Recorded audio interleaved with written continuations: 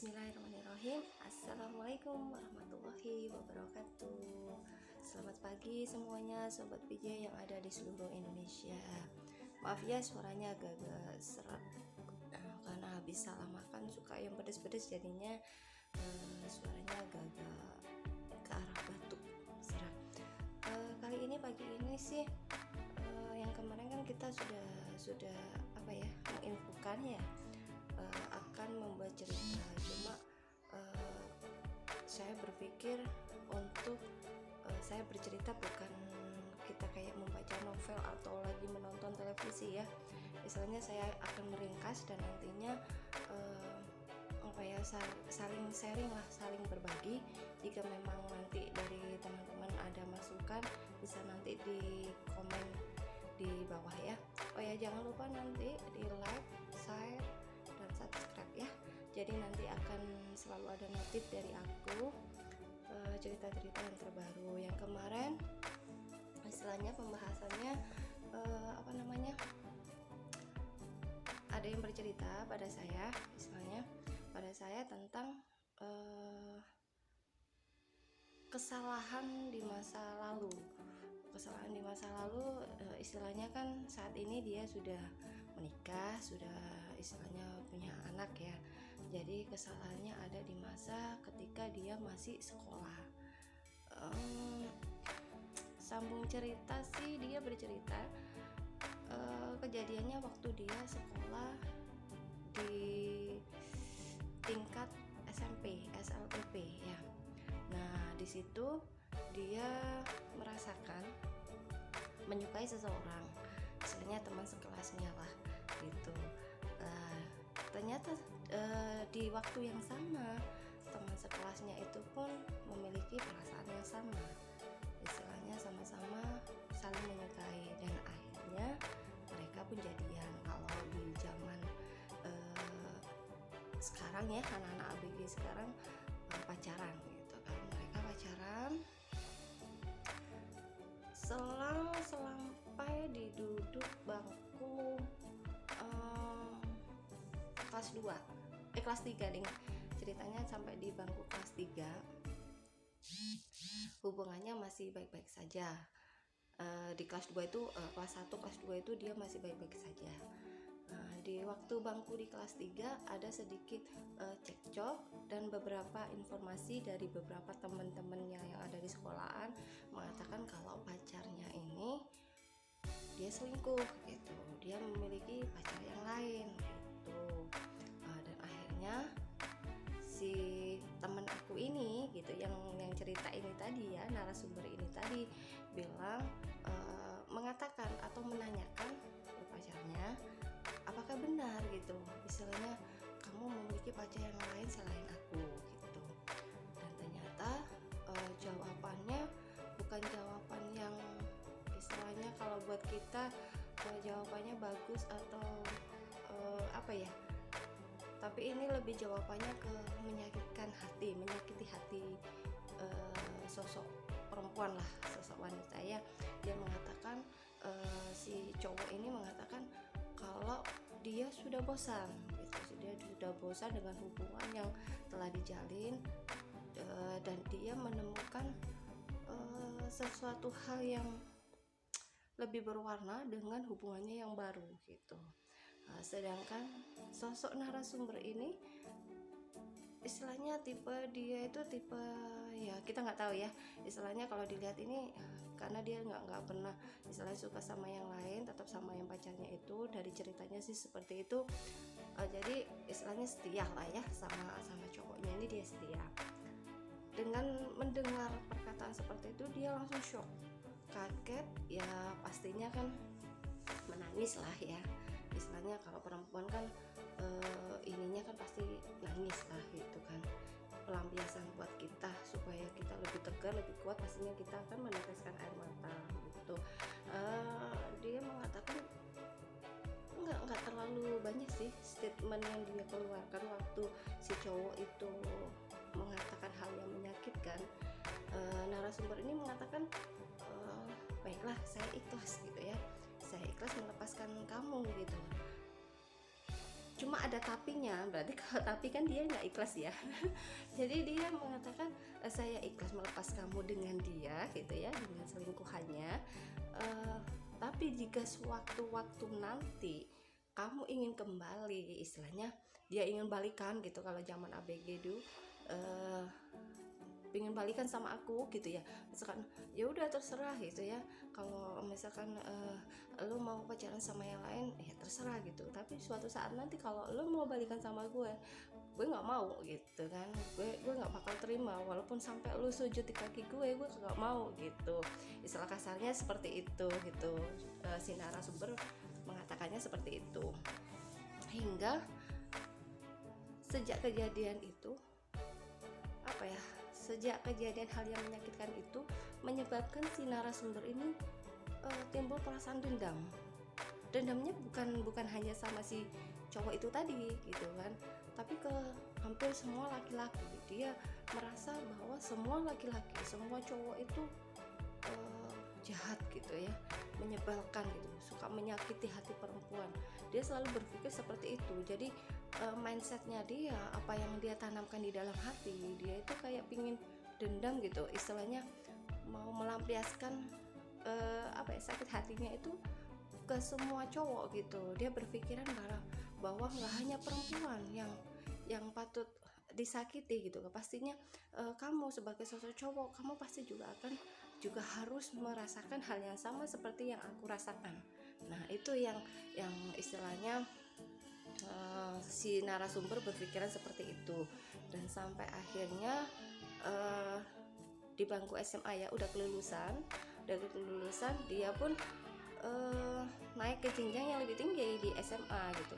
Ternyata di SMA pun mereka bertiga bertemu, istilahnya si narasumber ini, mantan cowoknya ini, terus sama yang cewek itu tadi gitu kan, jadi satu sekolahan lagi gitu kan, ketemu tuh, sampai ternyata akhirnya mendengar kabar kalau si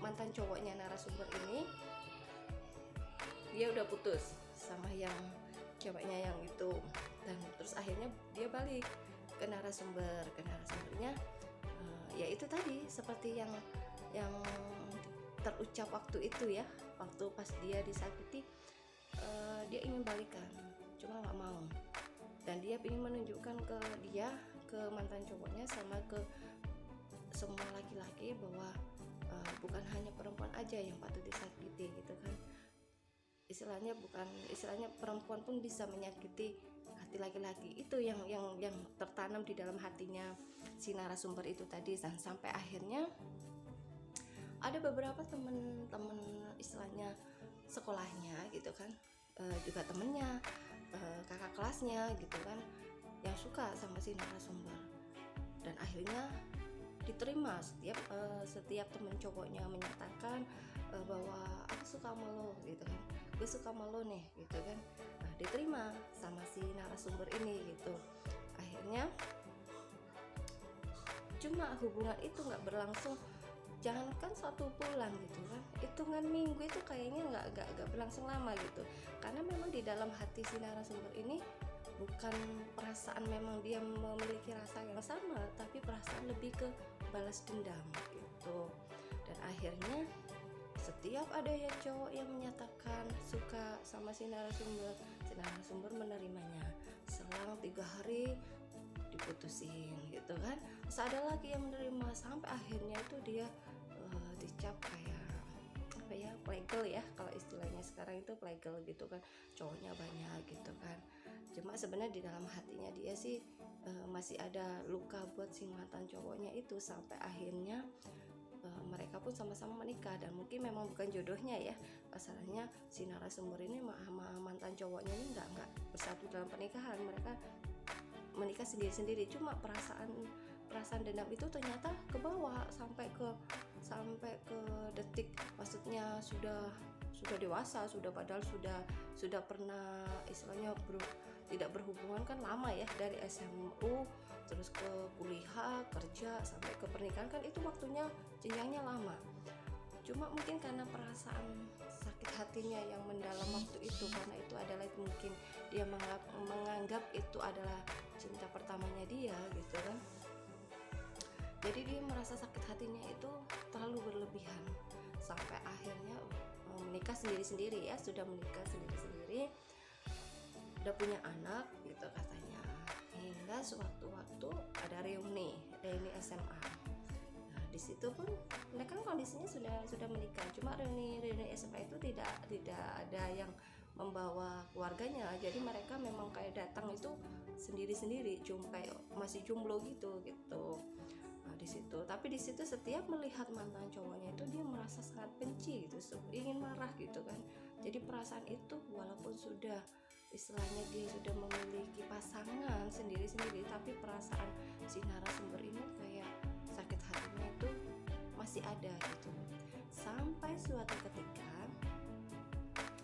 dia mendengar dari salah satu temannya, dari istilahnya kan biasanya kalau dari ini itu ada grup ya, ada grup sekolah gitu, istilahnya alumni gitu ya, apa alumni SMP, alumni istilahnya SMU, kuliah, kerjaan gitu.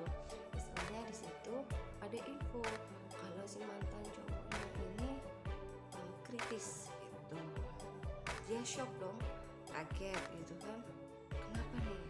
Ternyata si mantan cowoknya ini sakit gitu, sakit dan akhirnya dirawat kritis sampai akhirnya meninggal.